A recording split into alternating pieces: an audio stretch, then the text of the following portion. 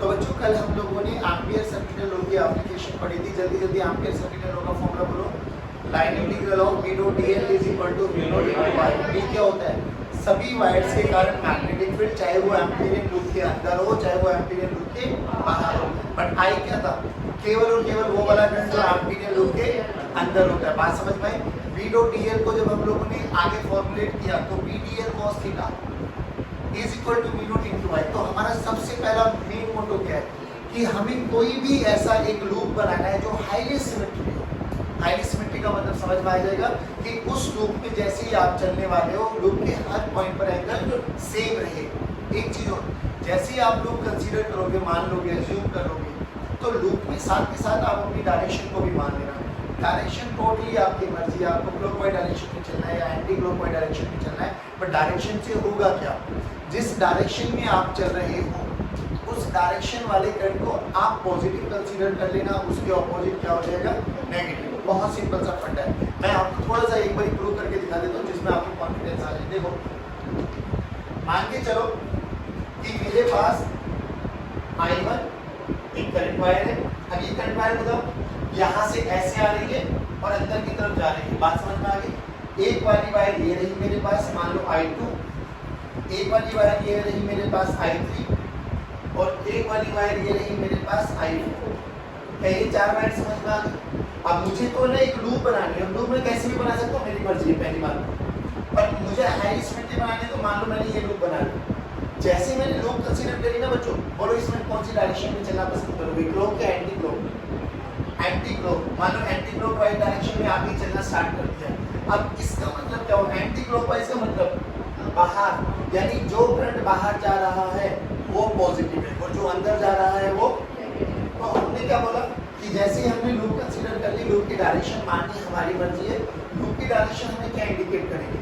Anti clockwise direction में चलो था बाहर है। बाहर का मतलब जो भी करंट कैरिंग वायर बाहर की डायरेक्शन में है that will be considered as positive और दूसरे वाले नेगेटिव। तो जब आप लोग B dot dl this is equal to mu not into I, I की वैल्यू रखोगे तो यहाँ पर I की वैल्यू क्या बनेगी? I की वैल्यू दो का समेशन बनेगी, एक I2 और एक। बट याद करो I2 बाहर है और बाहर ही आपने लूप की डायरेक्शन मानी तो पॉजिटिव, यानी I2 और दूसरा क्या बन जाएगा? नहीं आया बाकी बात। B dot dl this is equal to mu not into I। आपको एक लूप कंसीडर करनी है, लूप में डायरेक्शन भी आपको चूज करनी है। डायरेक्शन बस केवल और केवल ये इंडिकेट करेगा कि कौन सी करंट कैरिंग वायर को आपको पॉजिटिव लेना है और कौन सी करंट कैरिंग वायर को आपको नेगेटिव लेना है। जल्दी बताओ, इधर समझ में आया? बाकी बात, अब कल हम लोगों ने वायर के कारण देखा था तो हम लोगों ने सिंपली बोल दिया था कि मेरे पास एक इनफाइनाइट वायर है और इनफाइनाइट वायर के इस पॉइंट पर जो कि डी सेपरेशन पे रखा हुआ था, मुझे यहाँ पे मैग्नेटिक फील्ड कैलकुलेट करना था। करंट कैरिंग वायर का I करंट मैंने ऊपर माना तो यहाँ पर मैग्नेटिक फील्ड अंदर था और यहाँ पर मैग्नेटिक फील्ड बाहर था। कैसे निकालना है? आपने सीधे हाथ कैलकुलेटर को करंट की डायरेक्शन में रखो, stretch the finger, then you have to calculate magnetic field. palm will give you the direction of magnetic field। तो यहाँ पर अंदर है और यहाँ पर बाहर है, यानी मैग्नेटिक फील्ड ऐसे सर्कुलर लूप्स में एग्जिस्ट कर रही है। समझ में आया? अब जब यहाँ पे लूप में एग्जिस्ट कर रही है तो जब हम लोगों ने B डॉट dl लगाया था, क्या लगाया था बच्चों?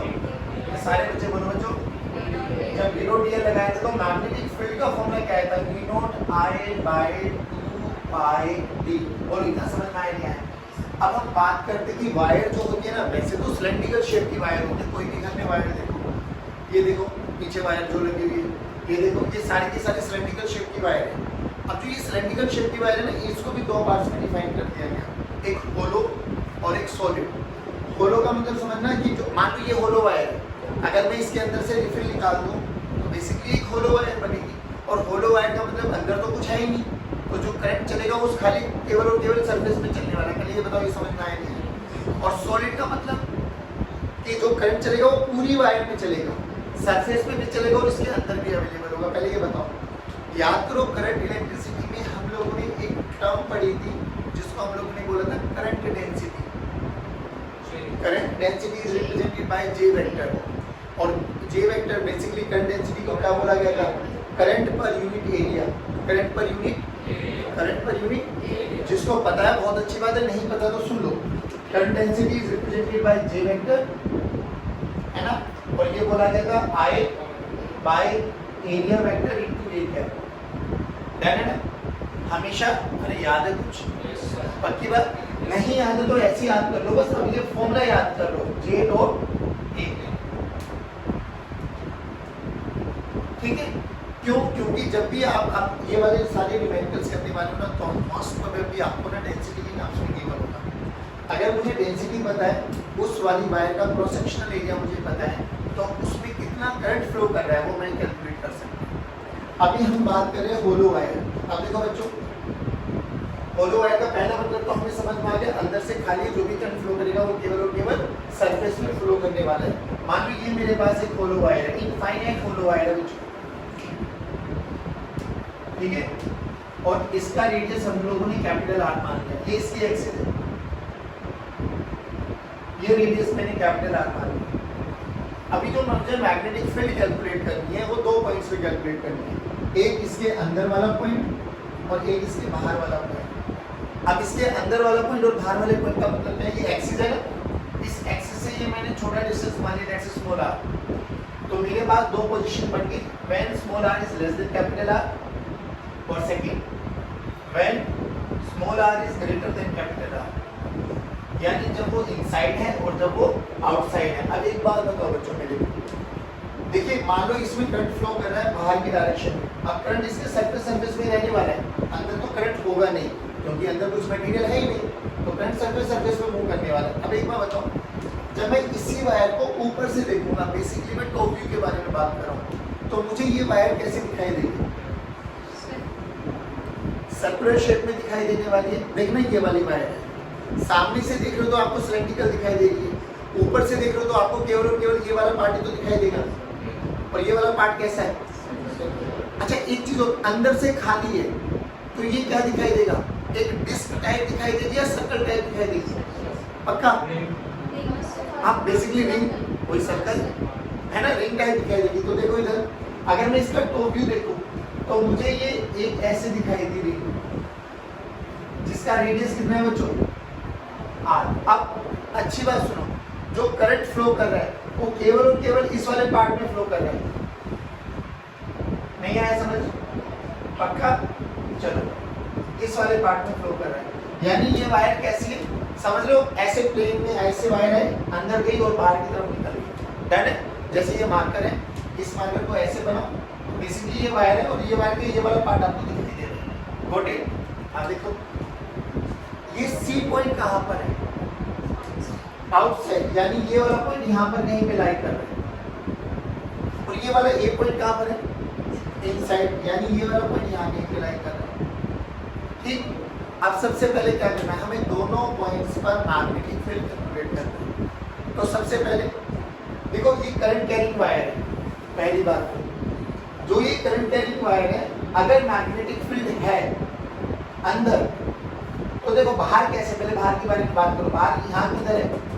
अंदर, और यहाँ किधर है? बाहर, यानी मैग्नेटिक फील्ड लाइंस ऐसे एग्जिस्ट कर रही है। पहले बताओ ये समझ में आया नहीं आया? अगर मैग्नेटिक फील्ड यहीं पे एग्जिस्ट कर रही है तो ये करंट कैरिंग वायर है, तो मैग्नेटिक फील्ड लाइंस भी ऐसे ही एग्जिस्ट करेंगी, ऐसे पूरे बना लेना पूरे में, ये मैग्नेटिक फील्ड है। अगर ये मैग्नेटिक फील्ड है तो मुझे एक लूप कंसीडर करना है, तो लूप भी कैसा बनाऊं? सर्कुलर लूप बन जाएगा, जिसका रेडियस कितना होगा बच्चों? Small are.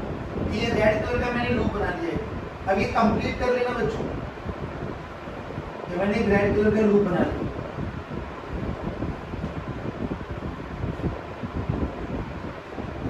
डन? अब ध्यान से देख, लगाओ बी डॉट डी एल, किसी भी पॉइंट पर देखो। अब मैंने तो ये बोला कि जिधर मैग्नेटिक फील्ड है उसी डायरेक्शन में आप भी चल लो, तो दोनों के बीच में एंगल बोलो, हर पॉइंट पे बोलो दोनों के बीच में एंगल सिमेट्री है या नहीं है। चलो बी डॉट डी एल देखो, बी एट सी निकालना है, तो B at C dot D L this is equal to mu not into I enclosed. ठीक, अब एक बार बताओ, यहाँ से ये वाली वायर हर पॉइंट पे कितनी दूरी पर है? Small R. तो जो मैग्नेटिक फील्ड की स्ट्रेंथ यहाँ पर हुई वही यहाँ पर होगी, वही यहाँ पर होगी, वही यहाँ पर होगी, वही हर पॉइंट पर होगी लूप के। तो हमने क्या करना है, ध्यान से देखो, BC को बाहर लेके आ दो, DL cos 0 1 this is equal to mu not into. अब बताओ इस लूप के अंदर करंट कितना है? जितना इस वायर में चल रहा है पूरी की पूरी वायर आ गई और पूरी वायर में कितना करंट चल रहा है आई, तो पूरा का पूरा करंट कितना है आई, आपका mu not into I DL. इसका पूरी का लेंथ का लाइन इंटीग्रल करो 2 पाई इनटू आर, तो बीसी बोलो कितना आ गया 2 pi R, this is equal to mu not into I, तो बीसी की वैल्यू कितनी आ गई बच्चों mu not into I by 2 pi R. ध्यान से देखो ये तो वही रिजल्ट आ गया जो कल आया था। अब थोड़ा सा एनालाइज करो, कल जब मैं बोल रहा था कि ये इनफाइनाइट वायर है, क्या मैंने कोई यहाँ पे स्पेसिफाई किया था कि ये होलो है या सॉलिड है, बट दोनों के केस में हमें क्या निकालने थे बाहर। इस वाली वायर को अगर मैं 8x करूँ, जूम इन करूँ, तो बेसिकली ये एक मोटी वायर दिखाई देती है आपको, तो उस वायर के बाहर वाले पॉइंट है, तो देखो यहाँ पे बाहर वाली दो पॉइंट है, तो रिजल्ट तो सेम आने वाला है, तीनों टाइप है 2 पाई आर। बात समझ में? अच्छा अब एक यहाँ रिजल्ट कॉमन भी देख लो, चाहे मैं होलो वायर बोलूँ चाहे मैं सॉलिड वायर बोलूँ, वायर के बाहर रिजल्ट यही रहेगा mu nought I by 2 pi R. अब बात करते हैं अंदर, इधर देखो ए पॉइंट पर, तो ए पॉइंट पे हमें क्या करना है, अगर मैग्नेटिक फील्ड होंगी तो ये ऐसे सर्कुलर लूप में अगर एग्जिस्ट करे, तो वायर की है नॉर्मल वायर ऐसे सर्कुलर लूप में बनाएगी, तो अगर ए पॉइंट पर मैग्नेटिक फील्ड हुआ तो ये तो कंफर्म्ड होगा, तो वो गोले शेप। अच्छा अब क्या करो, यहाँ पे एम्पीरियल लूप बनाओ, एम्पीरियल लूप बोलो कैसे बनाए, सर्कुलर लूप भी बना लो, तो ये रेड वाली दोबारा मैंने एम्पीरियल लूप बना दी, एम्पीरियल लूप का रेडियस फिर मैंने आर मान लिया। अब बताओ यहाँ से रेडियस सभी पॉइंट्स पर सेम है, तो मैग्नेटिक फील्ड अगर हुआ तो इस लूप के हर पॉइंट पर बी की वैल्यू सेम होने वाली है। बात समझ में आ गई? अब लगाओ एम्पीरियल लूप लगाओ ए पॉइंट पर, तो क्या बोलेंगे आप B A dot DL this is equal to mu not into I. That है बच्चों, ये बताओ लूप के अंदर करंट कितना है 0, क्योंकि सारा का सारा करंट इस वाली लूप में चल रहा है, इस वाली वायर में चल रहा है। अरे हां ना बोलो, अंदर कोई करंट है क्या? नहीं, तो आई की वैल्यू क्या होगी आई इनटू 0, यानी बी डॉट डीएल का प्रोडक्ट 0 हो गया। ध्यान से देखो डीएल तो 0 नहीं हो सकता, क्योंकि जो लूप मानी उसकी लेंथ तो है, तो क्या 0 होगा बी, तो मैग्नेटिक फील्ड 0 हो गया। अब ध्यान से देखो बच्चों कि अगर मेरे पास एक होलो वायर है, तो होलो वायर की एक्सिस से लेकर यहाँ तक मैग्नेटिक फील्ड 0 0 0 0 0 0 0 सरफेस पे आ गई। सरफेस में बताओ ये स्मॉल आर की वैल्यू क्या हो जाएगी कैपिटल आर, जो रेडियस ऑफ द वायर है। हाँ ना बोलो, तो सरफेस पे मैग्नेटिक फील्ड का फॉर्मूला क्या आ जाएगा mu nought I by 2 pi capital are. अरे हाँ ना बोलो। अच्छा तो अगर मैं यहाँ सरफेस पे बोलूँ मैग्नेटिक फील्ड, तो यहाँ पर कितना आ गया mu nought I by 2 pi capital R. C पर देखो, सी पर क्या है B equals to mu nought I by 2 pi small R. ठीक है, इस पॉइंट का नाम कुछ भी डाल दो D, तो BD पे देखो और BC पर देखो, कहाँ पर मैग्नेटिक फील्ड ज्यादा है सरफेस पर। देखो ना यहाँ पर रेडियस छोटा है, ये रेडियस और इस रेडियस में बात करो ना, तो BD is greater then BC। तो होलो वायर में अंदर मैग्नेटिक फील्ड 0, एक्सिस से लेके सरफेस तक आएंगे मैग्नेटिक फील्ड 0, बट जैसे ही सरफेस पे पहुंच जाओगे मैक्सिमम, और उसके बाद फिर डिक्रीज करते हुए चली जाएगी, यानी रेक्टेंगुलर हाइपरबोला। अब इसका ना एक ग्राफ भी बना दो, ये ग्राफ वैसा ही शेप कुछ याद दिलाएगा आपको जब हम लोग ने इलेक्ट्रोस्टैटिक्स में पढ़ी थी electric field due to hollow conductor and solid conductor. Conductor के अंदर इलेक्ट्रिक फील्ड 0, तो सेंटर से लेके सरफेस तक इलेक्ट्रिक फील्ड 0 आई थी, सरफेस पे KQ/r² आ गई थी और बाहर KQ/r² आ गई थी। अरे हाँ ना बोलो, सेम डिटो वही रिजल्ट दिखाता है, सेम वैसे ही ग्राफ बनता है। वहाँ पे E वर्सेस R का ग्राफ बनाया था, यहाँ पे B वर्सेस R का ग्राफ बनाएंगे। जल्दी बताओ समझ में आएंगे पक्की बात? हाँ इधर देखो बच्चों, चलिए अब हमने बात करी होलो वायर। ये मेरे पास एक इनफाइनाइट होलो वायर है, ये रेडियस मैंने कैपिटल R माना, ठीक, इसका B वर्सेस R का मुझे ग्राफ बनाना। आ जाओ, तो मैंने देखो इसी को रेफरेंस पॉइंट मान ली है मेरे पास वर्टिकल एक्सिस, जहां मैं B को रिप्रेजेंट करूंगा, और ये मेरे पास हॉरिजॉन्टल एक्सिस जहां मैं स्मॉल r को रिप्रेजेंट करूंगा। ठीक, जल्दी बोलो यहाँ पर मैग्नेटिक फील्ड कितना था 0, ऐसे क्या देख लोगे, अब ये भी तो निकाला अंदर मैग्नेटिक फील्ड 0, तो यहाँ पर मैग्नेटिक फील्ड 0, सरफेस पर वैल्यू बोलो कितनी आएगी, mu nought I by 2 pi capital R is the radius.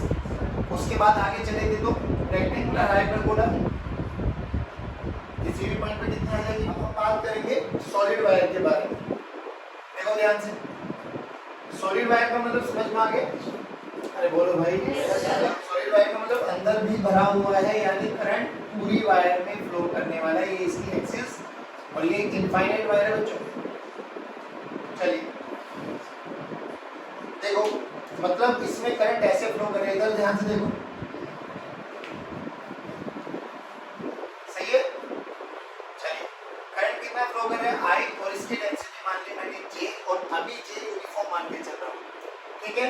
और इसका रेडियस मैंने मान लिया आर। अभी भी बात वही है कि हमें मैग्नेटिक फील्ड निकालनी है, small R is less than capital R and small R is greater than capital R. अब फिर वही बताओ, जब अपन इसको ऊपर से देखेंगे या साइड में टॉप व्यू देखेंगे हम लोग, क्या अब ये वाला अभी भी दिखाई तो एक सर्कल ही शेप देगा, बट क्या ये भरा हुआ दिखाई देगा? अरे हाँ ना बोलो, पक्की बात। चलो ध्यान से देखो, मान लो ये पूरा का पूरा हम लोगों ने वायर बनाया। अब थोड़ा तसल्ली से देखना, ये वायर क्या हो रहा है कि बेसिकली ऐसा सिमेट्रिकल वायर है। चलो मान लो करंट अंदर की तरफ जा रहा है, अंदर की तरफ जाने का मतलब ये पूरे में करंट जा रहा है, ये मैग्नेटिक फील्ड नहीं है, दिस इज व्हाट करंट। चलो ये करंट है, इसका रेडियस आर मान लिया, डेंसिटी जे मान ली। अब देखो, अगर मुझे आई नहीं पता तो पहले बताओ क्या मैं आई कैलकुलेट कर सकता हूँ? बिल्कुल कर सकता हूँ। बोलो पूरी वायर में कितना करंट जा रहा है भाई, जे इनटू ए। तो आई बोलो जल्दी जल्दी, I this is equal to J into A. कितना है, पाई आर स्क्वायर। नहीं आया बच्चों, पाई आर, तो जे इनटू पाई कैपिटल आर का स्क्वायर। देखो अगर हमें करंट गिवन है तो फिर तो बहुत अच्छी बात है। इन केस करंट नहीं पता मुझे डेंसिटी पता है, मुझे रेडियस पता है, तो भी मैं करंट निकाल सकता हूँ। ये मेरी पूरी वायर में करंट फ्लो कर रहा है, ध्यान रखना इस चीज को। ओके, अभी क्या करना है, वही आर ग्रेटर देन आर, यानी मैंने वो वाला पॉइंट मान लीजिए, ये वाला पॉइंट मान लो सी। अब ये तो कंफर्म है ना बच्चों, मैग्नेटिक फील्ड लाई करेगी तो सर्कुलर लूप में एग्जिस्ट करने वाली। हाँ लो, ये मैंने एक लूप, ये मैग्नेटिक फील्ड लाइन समझो मेरे पास, this is magnetic field line जैसे। ठीक, अब क्या करना है, सबसे पहले स्टेप ये अपन को एक लूप कंसीडर करना है। तो क्यों ना जैसा मैग्नेटिक फील्ड माना है वैसे ही लूप कंसीडर कर ले। उसमें क्या होगा, थीटा की वैल्यू 0, तो बिल्कुल सेम ऐसे ही मैंने एक लूप कंसीडर कर लिया। अब ये मान लेना ये पूरा बनाना है आपको, ये पूरा का पूरा एक लूप बनाना। किसी भी पॉइंट पर देखो करंट अंदर है, इस पॉइंट पर मैग्नेटिक फील्ड नीचे है, तो मैग्नेटिक फील्ड नीचे, तो मैंने क्लॉकवाइज डायरेक्शन में अपनी डायरेक्शन ऑफ लूप भी मान ली। थीटा बोलो, हर केस में बोलो, यहाँ पे भी 0 होगा, मैग्नेटिक फील्ड लाइन इधर, मेरी डायरेक्शन भी इधर, थीटा की वैल्यू यहाँ पर भी 0। नहीं आया समझ में, पक्की बात। चलो अब स्टार्ट करते हैं। तो आउटसाइड तो रिजल्ट तो वैसे ही आना चाहिए, v nought by 2 pi R. एक बार प्रूव भी कर देते हैं। तो इंटीग्रल ऑफ v डॉट किस पॉइंट पे निकाला, c पॉइंट पे, dc dot dl this is equal to mu not into i nought. नहीं आया बच्चों, म्यू नॉट इनटू। अब ध्यान से देख, इसकी ये पूरा एंगल 0 है, dl का इंटीग्रल करो 2 पाई स्मॉल r, तो यहाँ पे क्या बना हमारे पास, bc 2 पाई स्मॉल r, मतलब इंटीग्रल हटा दो, bc 2 पाई r। आप बताओ इस पूरी वायर के अंदर, इस लूप के अंदर कितना करंट है, I।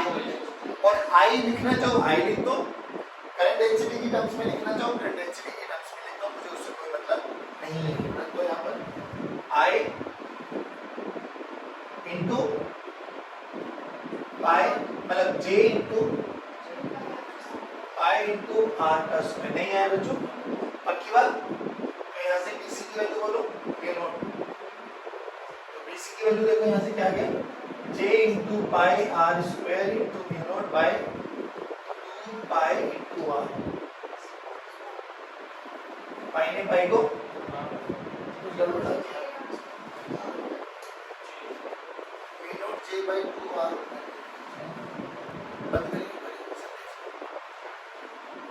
आइए चलो, तो बेसिकली आपको अगर इसकी टर्म्स में लिखना है तो BC मतलब मैग्नेटिक फील्ड आउटसाइड कितनी आ गई, R square mu nought by 2r, या तो ऐसे याद कर लो। इन टर्म्स ऑफ अगर i यूज करना है तो j पाई r स्क्वायर को क्या रख दो बच्चों, i, तो bc की वैल्यू देखो क्या आ गई, mu not i by 2 pi r। चलिए नहीं ये बाद में, अगर नहीं करोगे तो मैंने लिख तो दिया 2 पाई r नीचे, डन है ना।